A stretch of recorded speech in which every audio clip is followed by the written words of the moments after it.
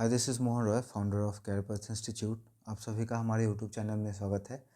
आप सभी को पता है एनुअल एग्जामिनेशन चल रहा था क्लास 9th और क्लास 11th का। तो 11th का मैंने फिज़िक्स और केमिस्ट्री का पेपर अपलोड कर दिया था। थोड़ा बहुत उसमें ऑब्जेक्टिव का एनालिसिस करा था और बाकी सारे क्वेश्चन को मैं अपलोड नहीं कर पाया था क्योंकि मेरी तबीयत भी थोड़ी सी ख़राब थी और एग्ज़ाम होने के बाद हम लोगों को पेपर भी चेक करना था क्योंकि रिज़ल्ट पब्लिश करना था। तो उसी काम में हम लोग लग गए थे, तो इस वजह से समय नहीं मिल पाई थी। तो अभी थोड़ी सी समय मिली है, तो हम लोग देखते लेते हैं कि यहाँ पे हम लोग का क्वेश्चन है या नहीं है। तो क्वेश्चन तो यहाँ पे नहीं दिख रहा है, तो हम लोग को यहाँ से ला करके शेयर करना होगा। तो ऐसे देख सकते हैं इंग्लिश है, मैथ है, साइंस है। तो पहले हम लोग साइंस वाले को कर लेंगे शेयर और उसके बाद फिर इसका हम लोग वीडियो बना करके देख लेंगे कि क्वेश्चन में क्या क्या था। न्यू नोट में ऐड कर लिया मैंने, ये आ गया हम लोग का सैमसंग नोट्स में। ठीक है, देख सकते हैं यहाँ पे क्लियरली मेंशन है। पेन का कलर मैं रेड कर लेता हूँ क्योंकि चेतना सत्र वाले में रेड से लिखा होता है तो वहाँ पे अच्छे से विजिबल हो आपको, इस वजह से मैं उसको करता हूँ पर्पल में। तो यहाँ पे दिख सकता है आराम से, तो हम लोग इसको रेड में रखेंगे। तो चलिए शुरू करते हैं अपना वीडियो, देखते हैं किस तरह का क्वेश्चन आया था साइंस में। ये देख सकते हैं आप, क्लास 9th है, साइंस सब्जेक्ट का है और विषय कोड 112 है। ठीक है, यहाँ पे टोटल मार्क्स जो है हम लोग का 80 नंबर का है और प्लस में इसमें 20 नंबर का प्रैक्टिकल होगा। ठीक है, इंस्ट्रक्शन है, आपका मन करे तो आप पढ़ सकते हैं। PDF हमारे टेलीग्राम चैनल पे अवेलेबल है, वहाँ पे आपको PDF मिल जाएगा। ठीक है, या वीडियो पॉज करके भी देख सकते हैं। हम लोग डायरेक्ट क्वेश्चन पे आएंगे। क्वेश्चन में एक ही लैंग्वेज में डिस्कस करूँगा, इंग्लिश में।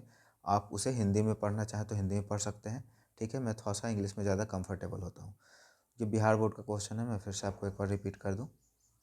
विच of the following is not a vector quantity. ठीक है, थोड़ा सा डिस्कशन भी होते जाएगा क्योंकि मेरा मेन सब्जेक्ट साइंस है, तो साइंस का मैं डिस्कशन कर सकता हूँ। तो देखिए, दो तरह का क्वांटिटी होता है, एक होता है स्केलर और एक होता है वेक्टर। ठीक है, स्केलर वैसे क्वांटिटी को कहते हैं जिसका सिर्फ मैग्नीट्यूड होता है। मैग्नीट्यूड कहने का मतलब न्यूमेरिकल वैल्यू। जैसे कोई एक गाड़ी है 10 मीटर पर सेकंड के स्पीड से चल रहा है, एक आदमी जिसका वजन 10 न्यूटन है, तो ये मैग्नीट्यूड हो गया। ठीक है, और mod plus direction, mod plus direction, अगर मैग्नीट्यूड और डायरेक्शन दोनों होता है वो क्या कहलाता है? वेक्टर कहलाता है। ठीक है, जैसे कि एक गाड़ी जो चल रहा था 10 मीटर पर सेकंड के स्पीड से, अगर ये किसी डायरेक्शन में चले, ईस्ट में चले, वेस्ट में चले, नॉर्थ में, साउथ में, तब वो कहलाएगा हम लोगों का क्या? वेक्टर। तो यहाँ पे पूछा विच of the following is not. जैसे ही नॉट वाला आ जाए ना, तो आपको ध्यान रखना है, इसमें नहीं बताना है। देखिए, डिस्प्लेसमेंट वेक्टर होता है, एक्सेलरेशन वेक्टर होता है। ठीक है, वेट हम लोग का वेक्टर होता है क्योंकि इसका एक डायरेक्शन होता है। स्पीड वेक्टर नहीं होता है। तो हम लोग का क्या हो जाएगा? यहाँ पे वेट दे रखा है, लेकिन वेट के जगह पे देखिए यहाँ पे बदल गया है ऑप्शन। ठीक है, त्वरण यहाँ पर है डी में, यहाँ पे एक्सेलरेशन सी में है। ठीक है, इसके बाद विस्थापन की दर है, यहाँ पे कह रहा है डिस्प्लेसमेंट मतलब दूरी हो गया। बी जो यहाँ पे स्पीड है, चाल, यहाँ पे आ गया सी में। ठीक है, और यहाँ पे जो हम लोग का वेग है, वेग का यहाँ पे वेलोसिटी होना चाहिए था, तो यहाँ पर दे दिया है वेट। ठीक है, तो हम लोग का जो नहीं होगा वो हम लोग का होगा ये। तो बाकी सब वेक्टर क्वांटिटी है, ये हम लोग का स्केलर क्वांटिटी है, स्पीड। ठीक है, विस्थापन की दर है। अच्छा, ये दूसरा क्वेश्चन है, ये दूसरा क्वेश्चन है। ठीक है, पहला क्वेश्चन यहाँ पे इसका हिंदी का ऑप्शन। ठीक है, तो हम लोग यहाँ पे समझ लेंगे, ये भी हम लोग का वेक्टर ही है, वेट भी। ठीक है, और ये हम लोग का हो जाएगा स्केलर। ठीक है, सेकंड कह रहा है the rate of displacement is. The rate of displacement कहने का मतलब है कि अगर ग्राफ प्लॉट कर रहे हैं तो एक तरफ हम लोग का हो जाएगा टाइम, एक तरफ हो जाएगा डिस्प्लेसमेंट, है ना। और इसका जो ग्राफ बन के आएगा तो ये क्या देगा? वेलोसिटी। या इसको ऐसे कह सकते हैं, डिस्प्लेसमेंट बटा में टाइम। तो डिस्प्लेसमेंट बटा में टाइम हम लोग जानते हैं क्या होता है? वेलोसिटी होता है। उसके बाद द ऐसा यूनिट ऑफ एक्सेलरेशन, एक्सेलरेशन का ऐसा यूनिट पूछ रहा है, तो एक्सेलरेशन का होता है, acceleration is equal to change in velocity v minus u बटा में टी, और वेलोसिटी का होता है मीटर पर सेकेंड, और इसका हो जाएगा सेकेंड, है ना। तो इसका हो जाएगा मीटर पर सेकेंड स्क्वायर। तो मीटर पर सेकेंड स्क्वायर कहाँ है? यहाँ पे है, तो हम लोग का सी ऑप्शन हो जाएगा सही। ठीक है, उसके बाद 4 number question, if two balls collide at the same temperature what will be the conserved. ठीक है, अगर दो बॉल एक ही टेम्परेचर पे क्या कर रहे हैं, एक दूसरे से टकरा रहे हैं, तो इसमें से क्या होगा जो कंजर्व होगा? तो इसमें हम लोग का कंजर्व जो होगा वो हम लोग का मोमेंटम हो जाएगा। Moment conservation of linear momentum वाला ये क्वेश्चन है। न्यूटन निम्नलिखित में से किसका मात्रक है? तो न्यूटन का हम लोग जानते हैं क्या होता है, Newton which of the following is unit, तो फोर्स का हो जाता है Newton. When an object moves back and fourth कहने का मतलब है कि यहाँ पे एक ऑब्जेक्ट है, ये पहले पीछे की तरफ गया, फिर आगे की तरफ गया, पीछे की तरफ गया, आगे की तरफ गया, तो कह रहा है कि इस तरह का जो मोशन है वो क्या कहलाता है, तो ये ऑक्सीलरेटरी मोशन कहलाएगा। 20 मीटर प्रति सेकंड की चाल से यदि कोई व्यक्ति चल रहा है तो किलोमीटर पर आवर में उसकी चाल क्या होगी? देखिए 20 मीटर पर सेकंड है, इसको कन्वर्ट करना है किसमें, किलोमीटर पर आवर में। तो इसका तरीका है 20 गुने 18/5 कर दीजिए। अब ये क्यों हम लोग करते हैं इसको मैं बताऊंगा आपको। तो 5 का टेबल में 4 बार 20 और 18 का चौक टेबल में 4 बार 18 चौको 72 किलोमीटर पर आवर। ठीक है, अभी मैंने क्यों किया, ठीक है, तो देखिए जब कोई हम लोग का डिस्टेंस होता है किलोमीटर पर आवर में और इसको मीटर पर सेकंड में बदलना होता है, तो हम लोग किलोमीटर को क्या करेंगे, पहले बदलेंगे मीटर में। तो 1 किलोमीटर में कितना मीटर, 1000 मीटर हो गया। और 1 घंटा में कितना सेकंड, 3600 सेकंड। तो ये कट गया 2, है ना, और कट गया तो अब ऊपर में बचा 10, नीचे में बचा 36, और 10 को 5 के टेबल से 2 बार में और 36 को 18 के टेबल में 2 बार में, तो 5/18 है। किलोमीटर से मीटर पर सेकंड में बदलना है, तो अब इसी मीटर पर सेकंड को किलोमीटर बदलना है, तो इसको इन्वर्स कर देंगे, है ना, और इन्वर्स कर देंगे तो हम लोग का आ जाएगा ये 5/18, 18/5 से जब गुना करेंगे तो हम लोग का राइट आंसर ये हो जाएगा। अब इसके बाद है 8 number question, a train accelerate uniformly between two station and gain speed from 5 metre per second to 10 metre per second in 5 second, what will be the acceleration? तो एक्सेलरेशन का फॉर्मूला भी मैंने लिखा था, acceleration equal to final velocity minus initial velocity divided by time. Final velocity कितना है इसका, 10 का है, इनिशियल वेलोसिटी कितना का है, 5 का है, और टाइम कितना का लगा, 5 सेकंड का। तो यहाँ हो जाएगा 5/5 और यहाँ से हो जाएगा 1 मीटर पर सेकंड स्क्वायर। ठीक है, हम लोग का राइट आंसर हो जाएगा ए। ठीक है, अब है यहाँ पे after how much time will an object moving with the initial speed of 24 centimetre per second. तो यहाँ 9 नंबर क्वेश्चन कह रहा है कि after how much time will an object moving with initial speed of 24 metre per second and acceleration of -4 centimetre का stop. कह रहा है कि 24 सेंटीमीटर पर सेकेंड के स्पीड से कोई ऑब्जेक्ट चल रहा है तो कितने देर के बाद रुक जाएगा। तो यहाँ पे हम लोग का इक्वेशन ऑफ मोशन, क्योंकि ये एक्सेलरेटेड मोशन का है, तो यहाँ पे हो जाएगा हम लोग का टाइम अगर पूछ रहा है तो इसको हम लोग बना सकते हैं v बराबर u प्लस ए टी।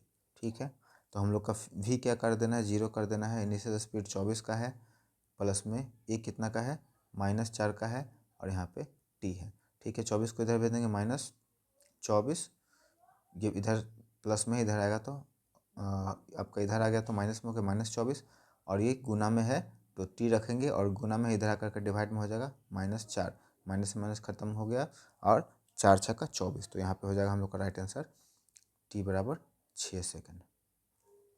ठीक है, if the force of magnitude f produces an acceleration a in an object of mass m, then पूछ रहा है कि अगर कोई ऑब्जेक्ट है जिसका क्या है, उस पर फोर्स लगाया गया है एफ और उसका मास एम है और उसमें ए एक्सेलरेशन प्रोड्यूस होता है, तो बताइए कि वो इसका रिलेशन क्या होगा। तो force is equal to mass into acceleration होता है। ठीक है, अब रिलेशन पूछा है तो यहाँ पे ए पूछ रहा है, तो ए बराबर क्या हो जाएगा, फोर्स बटा में एम।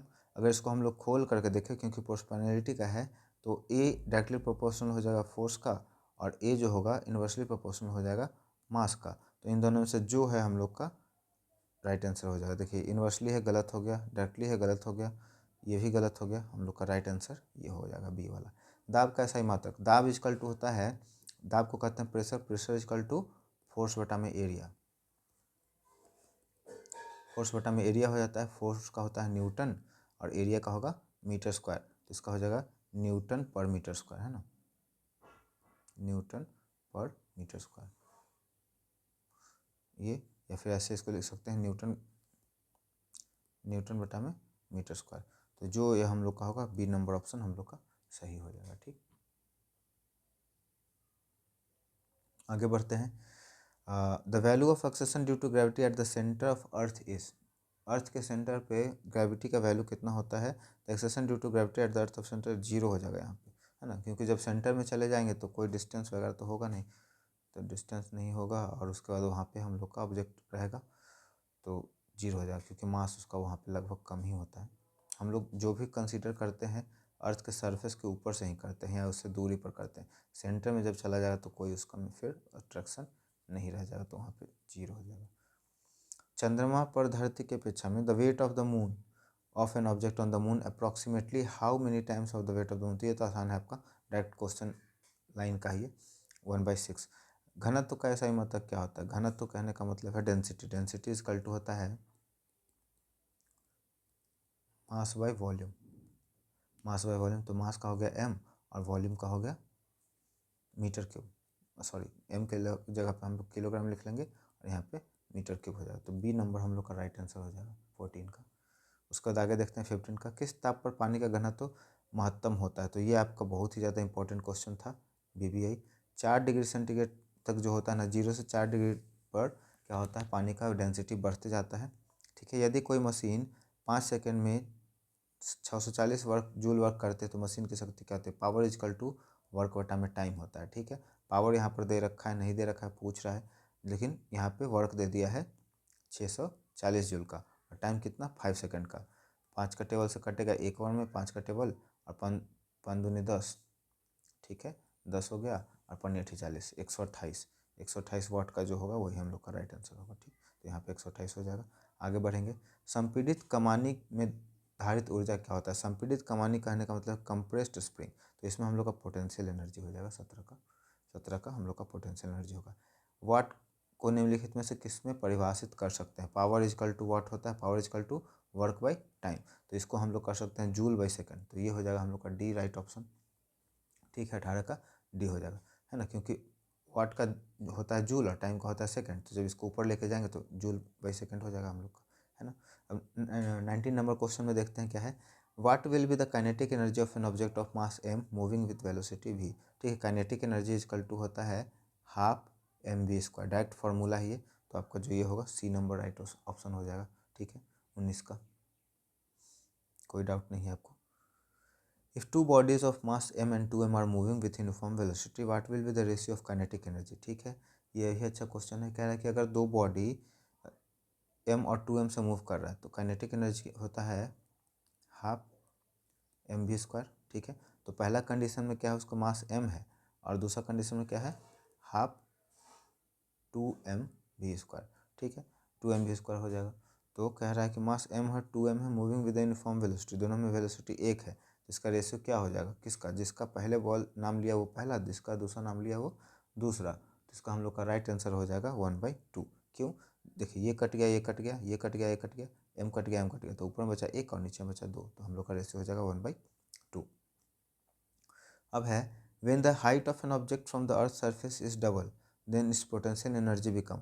पोटेंशियल एनर्जी का फॉर्मूला होता है mgh।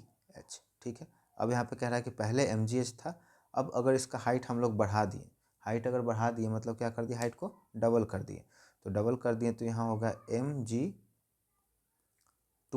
ठीक है, mg2h, तो पहले क्या था हम लोग का, mgh था, और अब इसका हो गया mg2h, तो इसका हम लोग का क्या हो जाएगा बढ़ करके। क्वेश्चन नंबर 21 है, if the height of the object from the earth surface is double then its potential energy become. इसका पोटेंशियल एनर्जी क्या होगा, जैसे जैसे हाइट बढ़ते जाएगा पोटेंशियल एनर्जी इंक्रीज करेगा, तो पहले हाफ वाला हम लोग खत्म कर देंगे, 1/4 खत्म कर देंगे, क्वाड पर ये भी खत्म कर देंगे। हमको लगता है ए इसमें होना चाहिए, 21 का ए ही होगा, डबल हो जाएगा, ये बढ़ेगा तो ये भी बढ़ेगा, है ना। बाकी सब कम होने वाला तो कोई ऑप्शन होगा नहीं, 4 गुनी नहीं हो सकती क्योंकि 2 गुना ही बढ़ा है तो सिर्फ 2 गुना ही बढ़ेगा ना। ठीक है, अब उसके बाद 22 नंबर है, sound travel through which medium. Sound travel करता है सॉलिड से, लिक्विड से, गैस से, तो यहाँ पे ऑल ऑफ दीज हो जाएगा। ठीक है, निम्नलिखित में से कौन तरंग दैर्घ्य का मात्रक है, what is the which of the following is unit of wave length. बहुत ही आसान क्वेश्चन है, देखिए आपको पता होगा जब आपने पढ़ा होगा, ये वेव है, ठीक है, और इस दोनों वेव के बीच का दूरी मतलब लेंथ, है ना, लेंथ। ठीक है, ये तो हो गया दूरी लेंथ, और ये वेव है तो इसको बोलेंगे हम लोग वेव लेंथ, और लेंथ को हम लोग किस में मेजर करते हैं, मीटर में, तो इसका राइट हो जाएगा हम लोग का मीटर। ठीक है, 24 में, the maximum displacement of the vibrating particle of a wave in a medium from the mean position is called. ठीक है, इसको हिंदी इंग्लिश दोनों में समझ लीजिएगा, क्वेश्चन कन्फ्यूजन वाला था, है ना। बच्चा लोग को स्कूल में जब वो एग्जाम दे रहे थे तो इसमें बहुत दिक्कत होता है। किसी माध्यम में किसी तरंग के कंपित कणों का माध्य स्थिति में से महत्तम विस्थापन को क्या कहते हैं। ठीक है, तो ये क्या पूछना चाह रहा है आप समझे।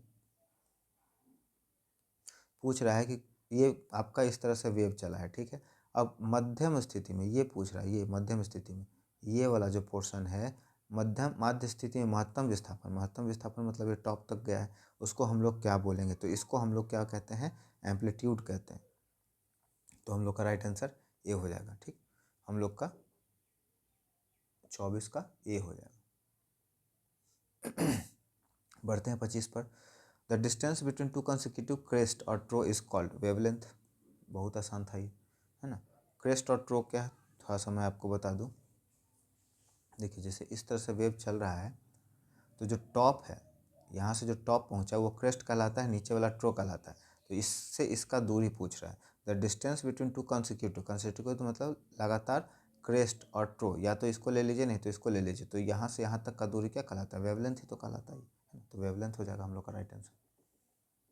थोड़ा सा समय लगेगा इसमें डिस्कशन करने में, ठीक है। अब है यहाँ पे 20,000 की आवृत्ति से अधिक आवृत्ति के तरंगों को क्या कहते हैं, इसको हम लोग कहते हैं सुपरसोनिक या अल्ट्रासोनिक साउंड, ठीक है। प्रतिध्वनि ये कौन सी घटना है, प्रतिध्वनि मतलब इको, इको हम लोग का होता है आपका हो जाएगा ये रिफ्लेक्शन, ठीक है। दो इसमें पढ़ने के लिए था, एक इको था और एक था रिवर्बरेशन था, ठीक है।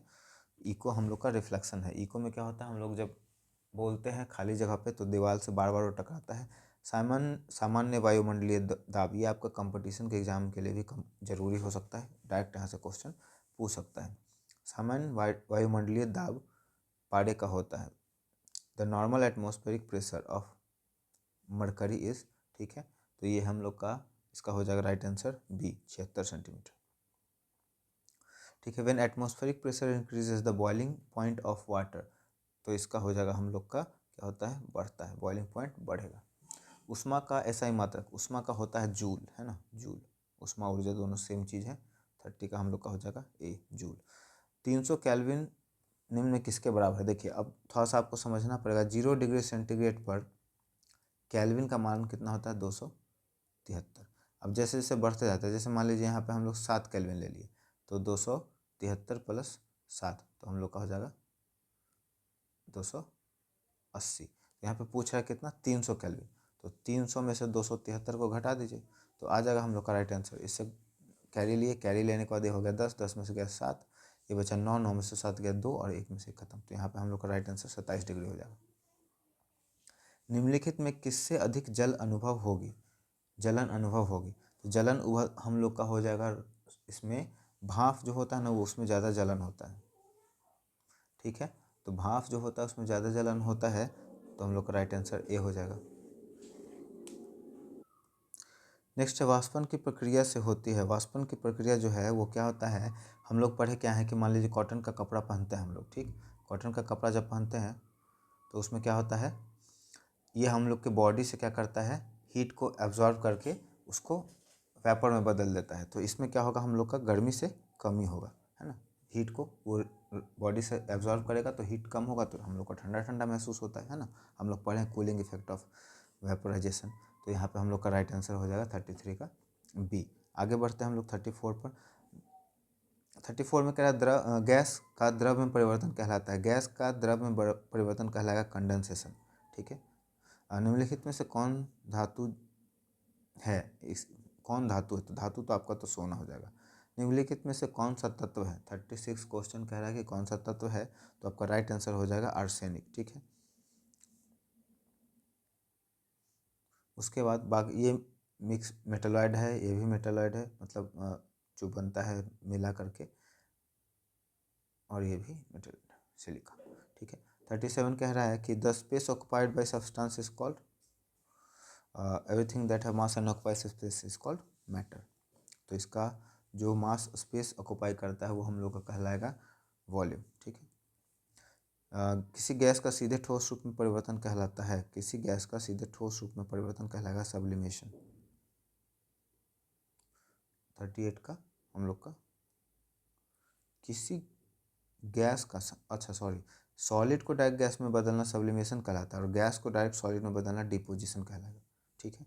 The the direct conversion of gas into solid, ठीक है, गैस सॉलिड को गैस में बदलना क्या कहलाता है, ये है हम लोग का सॉलिड टू गैस सब्लिमेशन का, डिपोजिशन है गैस टू सॉलिड, ठीक है, गैस टू सॉलिड, जैसे कि ड्राई आइस, CO2 जो होता है ड्राई आइस, वो डायरेक्ट कार्बन डाइऑक्साइड को गैस से हम लोग सॉलिड में बदल देते हैं। आगे बढ़ते हैं 39 में कह रहा है which of the following can the evaporate of liquid take place faster, इसमें किस में इवेपोरेशन फास्टर होगा। देखिए इवेपोरेशन का बात करें तो इसमें 3 फैक्टर होता है, एक तो टेम्परेचर, दूसरा ह्यूमिडिटी और तीसरा सरफेस एरिया, ठीक है। टेम्परेचर बढ़ेगा हम लोग का राइज करेगा इवेपोरेशन, ह्यूमिडिटी बढ़ेगा फॉल करेगा, सरफेस एरिया मतलब जब हम लोग कपड़ा डालते हैं छत पे तो उसको फैलाते हैं तो उससे क्या होता है इवेपोरेशन जल्दी होता है, कपड़ा जल्दी सूखता है। तो यहाँ पे देखिए बॉटल है, टेस्ट ट्यूब है, प्लेट है, तो प्लेट है इसमें सरफेस एरिया ज़्यादा है, ज़्यादा ही एक्सपोज होगा तो इसमें ज़्यादा जल्दी हम लोग का क्या होगा वेपर बनेगा, ठीक है। आगे बढ़ते हैं which of the following is not sublimating substance, ठीक है, इसमें से कौन है जो सब्लिमेटिंग सब्सटेंस नहीं है, तो इसका राइट आंसर हम लोग का हो जाएगा फिटकरी। बाकी सब सब्लिमेटिंग है, आयोडीन सब्लिमेट करता है, कपूर करता है, नेफ्थलीन बॉल करता है, फिटकरी खुद से सब्लिमेट नहीं करता है। इसमें आगे पूछा है व्हाट इज इमल्सन, ठीक है, तो इमल्सन का हम लोग का राइट आंसर हो जाएगा mixture of two immiscible substances. 42 में है which of the following is a chemical change, इसमें से कौन केमिकल चेंज है, freezing of water physical change, breaking of glass physical change, melting of wax हो सकता है लेकिन ये फिजिकल केमिकल दोनों है, तो सबसे ज़्यादा करेक्ट हम लोग का रस्टिंग ऑफ आयरन है, तो 42 का बी हम लोग का हो जाएगा। मेल्टिंग ऑफ वैक्स जो हम लोग पढ़े इसमें ये बोथ होता है, फिजिकल और केमिकल दोनों होता है ना, बोथ फिजिकल एंड केमिकल होता है, तो इसको हम लोग यहाँ पे कंसिडर नहीं करेंगे। निम्नलिखित में कौन समान प्रकृति का विलयन है, इसमें कौन है which of the following is a homogeneous mixture, तो होमोजेनियस मिक्सचर इसमें हम लोग का हो जाएगा 43 का एयर, ठीक है, एयर में जो गैसेस का कंपोनेंट है वो समान रूप से मिला हुआ है। नेक्स्ट हम लोग बढ़ते हैं 44 पर, यह भी बहुत ज़्यादा इंपॉर्टेंट क्वेश्चन था, डेप्थ का क्वेश्चन पूछा गया है कुछ कुछ, बाकी सब तो आसान था, कुछ कुछ जो क्वेश्चन इंपॉर्टेंट है उसे मैं बता भी दे रहा हूँ। तो 44 में कह रहा है कि what is the size of suspended particle, ये जो बुक बड़ा होगा बच्चा ना वही बनाया होगा, सस्पेंडेड पार्टिकल का जो होता है साइज कितना बड़ा होता है। 44 का आपका यहाँ पे हो जाएगा हम लोग का right answer more than 10⁻⁵ centimetre, ठीक। 45 का अच्छा ये नहीं, ये होगा लेस देन 10⁻, मोर नहीं लेस होगा, ठीक है, राइट आंसर ये होगा, ये नहीं होगा, ठीक है। सोडियम सल्फाइड का सूत्र, सोडियम सल्फाइड का जो राइट हम लोग का ऑप्शन हो जाएगा Na2SO3। Fe2SO4 में Fe की संयोजकता क्या है, ठीक है, ये हम लोग का कोऑर्डिनेशन नंबर जैसा क्वेश्चन है, ठीक है, 46 का, ये भी अच्छा क्वेश्चन है, तो इसका हो जाएगा हम लोग का 3।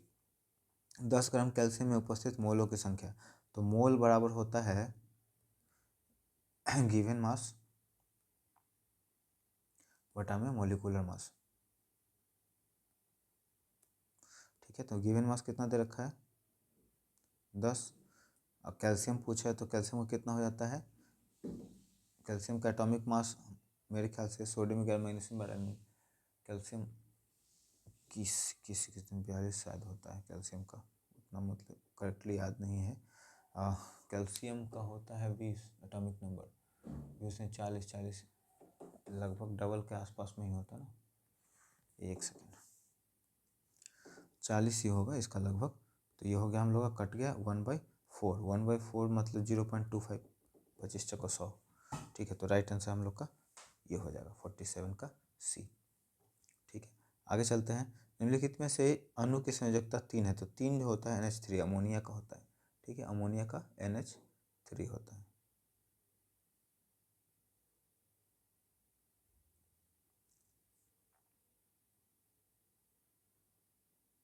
एटॉमिसिटी पूछ रहा है, अमोनिया नाइट्रोजन, ठीक है। उसके बाद CO का मोलर द्रव्यमान क्या है, मोलर द्रव्यमान कार्बन मोनोऑक्साइड, तो कार्बन का 6 और 12 और ऑक्सीजन का 8 दूनी 16, तो ये हो गया 6 दूगा 8, 18 10 28, 28 में 49 का हम लोग का हो जाएगा डी।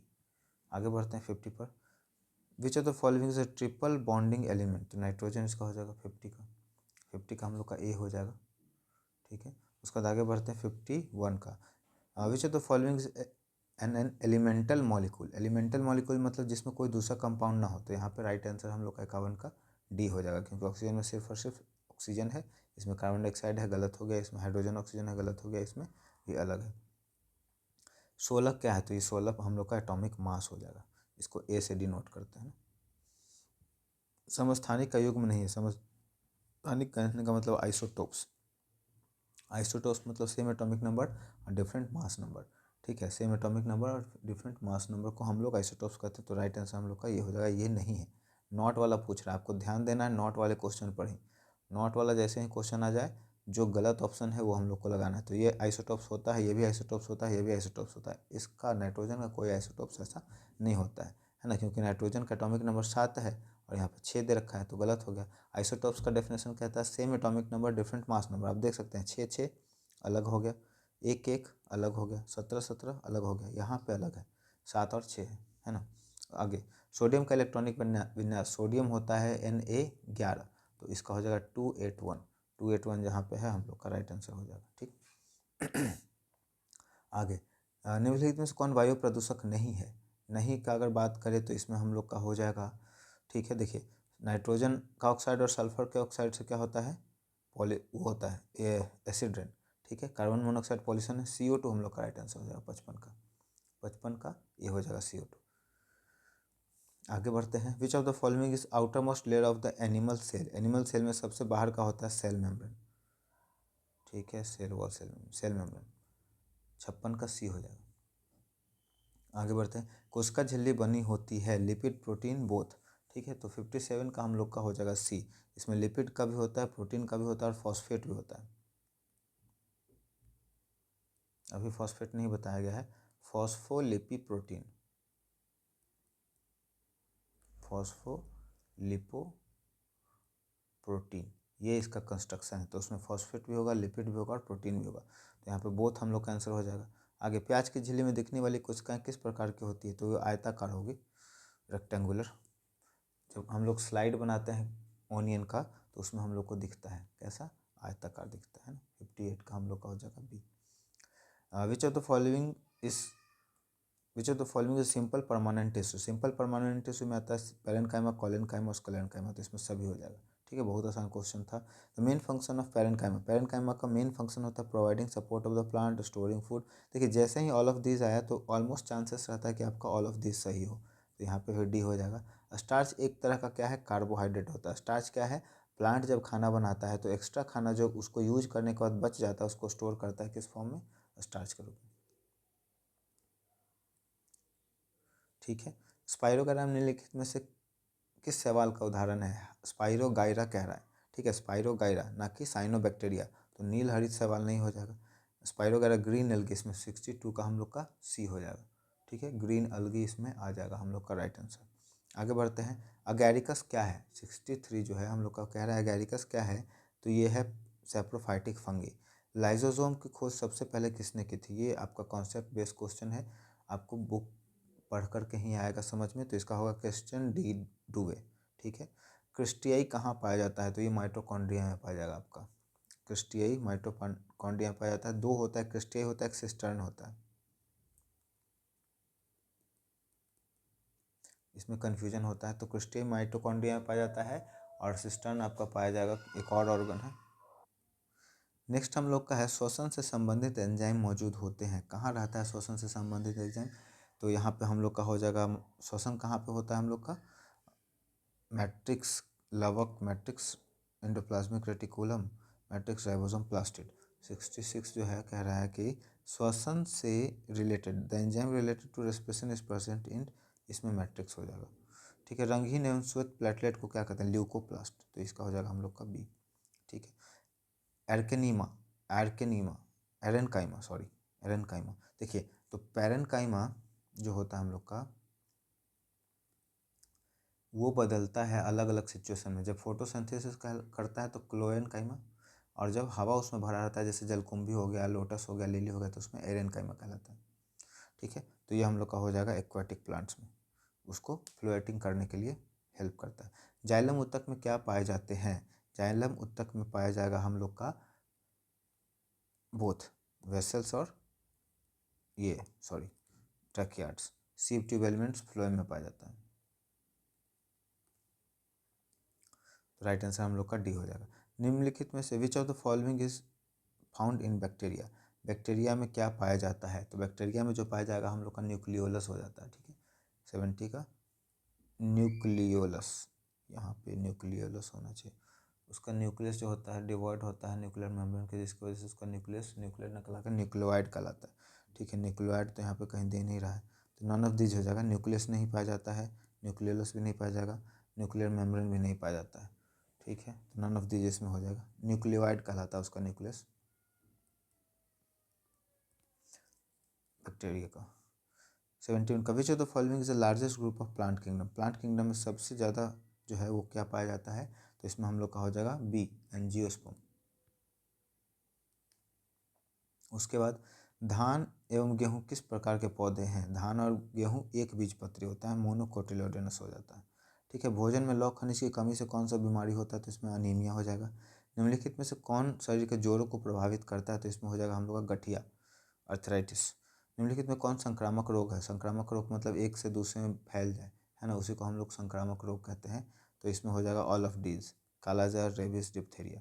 निम्नलिखित में कौन खरीफ फसल है? देखिए दो तरह का फसल होता है, एक रबी और एक होता है खरीफ। रबी जो होता है विंटर सीजन में डाला जाता है और खरीफ गर्मी में डाला जाता है। ठीक है, तो इसमें हम लोग का अगर दिया हुआ है धान तो पैडी ही हम लोग का खरीफ फसल हो जाएगा, 76 का बी, बाकी सब रबी है। 2,4-D निम्नलिखित में से किसका एक समान उदाहरण है? ये हो जाएगा खरपतवारनाशी, 2,4-D हर्बिसाइड, 77 का बी। उसके बाद 78 का कौन से सॉरी भारतीय नस्ल की गाय है? भारतीय नस्ल की गाय जो यहाँ पे हम लोग का हो जाएगा वो हो जाएगा थरपाकर। कुक्कुटों की होने वाली गंभीर संक्रामक बीमारी कौन सी है? तो इसका हो जाएगा रानीखेत। अच्छा क्वेश्चन है तीनों, लास्ट का एनिमल हस्बेंड्री का है। और लास्ट में डी है, निम्नलिखित में से किस प्रजाति द्वारा मोतियों का संवर्धन किया जाता है? तो ओएस्टर के द्वारा होगा, ये पर्ल वाला है। ठीक है, ये हम लोग का ऑब्जेक्टिव क्वेश्चन था। आगे थोड़ा सा सब्जेक्टिव में भी देख लेते हैं। सेक्शन बांट दिया गया है, फिजिक्स केमिस्ट्री बायोलॉजी अलग कर दिया गया है, शॉर्ट लॉन्ग को अलग अलग कर दिया गया है। ठीक है, तो यहाँ से कह रहा है कि 8 क्वेश्चन है, जिसमें से सिर्फ आपको 4 बनाने हैं शॉर्ट में और 2 नंबर एक क्वेश्चन के लिए मिलेगा। पहला है व्हाट इज इनर्शिया, मतलब Newton law of first motion, है ना। ये विराम और गति सापेक्ष पद है कैसे? Rest and motion are relative term, how बताना है। Explain the relation between work and energy, 3 number question. गुरुत्वाकर्षण का सार्वत्रिक नियम, right the universal law of gravitation. उसके बाद है 5 number, when a carpet is beaten with a stick dust particle come out, explain the reason. अवश्रव्य तरंग से आप क्या समझते हैं? What is are meant by infrasonic waves. Newton के तृतीय गति नियम की व्याख्या करें, third law of motion, every action there is equal and opposite reaction. What is eco, तो इको से ऑब्जेक्टिव में भी क्वेश्चन था और यहाँ पे भी है, तो वही वाला को लिख देना है कि जब कोई लाइट आता है दीवार से टकराता है तो उसका रिफ्लेक्शन हो जाता है लाइट की तरह, सॉरी साउंड का, लाइट की तरह, उसी से इको होता है। लॉन्ग आंसर क्वेश्चन है जिसमें से सिर्फ और सिर्फ आपको एक करना है, एक क्वेश्चन के लिए आपको 6 नंबर मिलेगा, 2 क्वेश्चन यहाँ पर दे रखा है। Write the mathematically and verify the principle of conservation of energy, describe an experiment show the reflection of sound from a plane surface, ये भी इको वाला हम लोग का दे दिया। अब आगे चलते हैं, केमिस्ट्री में सेम होगा। Right the definition of substances with an example. ठीक है, सब्सटेंस क्या होता है, पदार्थ क्या होता है, एग्जाम्पल के साथ बताएं। Right any 2 differences between element and compound, element और कंपाउंड में अंतर बताना है, आसान था। व्हाट इज आयन, ठीक है, ये भी बहुत आसान है। What is the valency of the element, why the ozone layer useful to us, ठीक है। समस्थानिक क्या है, व्हाट इज आइसोटोप्स, आइसोटोप्स का एग्जाम्पल दे दिया था ऑब्जेक्टिव में, उसी का यहाँ पर आपको बना देना था। तो बहुत ध्यान से अगर आप पेपर देखेंगे ना तो आपको क्या मिलेगा कि बहुत सारे क्वेश्चन जो है ना रिपीटेड है ना, अलग अलग तरीका से, बस उतना अवेयरनेस आप में होना चाहिए कि आप समझ पाएँ। Right the name of the element present in calcium carbonate, CaCO3, ठीक है, तो इसमें कैल्शियम होगा, कार्बन होगा, ऑक्सीजन हो जाएगा, ठीक। लॉन्ग आंसर क्वेश्चन में है what are the difference between isotopes and isobars, ठीक है। आइसोटोप आइसोबार 2 तरह का होता है, जिसमें एटॉमिक मास अलग अलग हो, इसमें एटॉमिक मास सेम होता है, एटॉमिक नंबर अलग अलग होता है। Right and short question green house effect, बहुत अच्छा क्वेश्चन था, इजी क्वेश्चन था। अब आते हैं बायो में, फेवरेट हमारा। What is the difference between diffusion and osmosis, diffusion और ऑस्मोसिस में क्या अंतर है? लिक्विड सब्सटेंस का ट्रांसपोर्ट होगा, इसमें गैसेस सब्सटेंस का ट्रांसपोर्ट होगा। Why is the cell called structural and functional unit of life, cell के बारे में पूछ रहा है। What is connective tissue, gives two example of it. What do you understand by taxonomy, है ना, arrangement of organism according to the right sequence is called taxonomy.